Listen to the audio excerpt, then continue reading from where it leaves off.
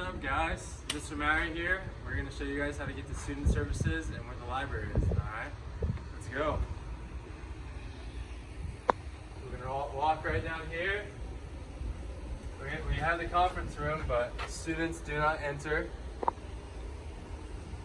The staff lounge, which students also do not enter. And then we're going to go all the way down this hall where student services, the counselors, and the assistant principals are, and also the library. Right here, student services, student entrance, the library, student entrance. We're going to come on in here. So right here in these cubicles, we have the counselors. Right here, we have these student services. And right back here in these three offices are the assistant principals. And then right over here, Miss Brender's library, right in here. It is not done yet, but it will be done when you come in here.